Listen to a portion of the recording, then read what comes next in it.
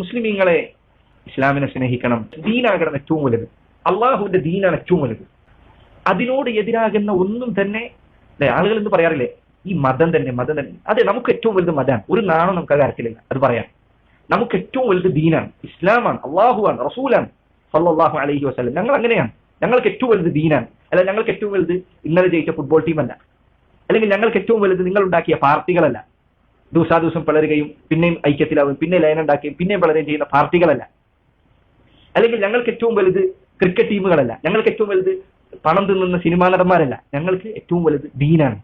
ഞങ്ങളുടെ സ്വഭാവം അത് നന്നാക്കുന്നുണ്ട്, ഞങ്ങളുടെ വിശ്വാസം അത് നന്നാക്കുന്നുണ്ട്, ഞങ്ങളുടെ പ്രവർത്തനങ്ങൾ അത് നന്നാക്കുന്നുണ്ട്, ഞങ്ങളോട് നീതി കൽപ്പിക്കാൻ അത് പ്രഖ്യാപിക്കുന്നുണ്ട്, ഞങ്ങളോട് നന്മ പറയാൻ അത് പ്രഖ്യാപിക്കുന്നുണ്ട്, സത്യസന്ധന്മാരാകാനും ഏറ്റവും നല്ല സ്വഭാവങ്ങൾ സ്വീകരിക്കാനും അത് ഞങ്ങളോട് കൽപ്പിക്കുന്നുണ്ട്. അതുകൊണ്ട് ഞങ്ങൾക്ക് ഏറ്റവും വലുത് ദീനാണ്. നിങ്ങൾ വലുതായി കാണുന്നത്, നിങ്ങൾ പരസ്പരം പോരാടുന്നത് എന്തിന്റെ പേരിലാണ്? നിങ്ങൾ പരസ്പരം പോരടിക്കുന്നത് എന്തിന്റെ പേരിലാണ്? എന്താണ് നിങ്ങൾക്കിടയിൽ ഉണ്ടാകുന്ന പ്രശ്നങ്ങളുടെ അടിസ്ഥാന കാരണം? ചില ആളുകൾ സിനിമാ നടന്മാരുടെ പേര്, ചില ആളുകൾ സിനിമയുടെ പേര്, ഫുട്ബോൾ ടീമിന്റെ പേര്, ചാനലിന്റെ പേര്, പാർട്ടിയുടെ പേര്, ഒരു അർത്ഥവുമില്ലാത്ത കാര്യങ്ങളുടെ പേരിൽ അങ്ങോട്ടും കൂടെ അടി. നിങ്ങൾക്ക് അതിന് നേരമില്ല. അതല്ല ഞങ്ങളുടെ വിഷയം.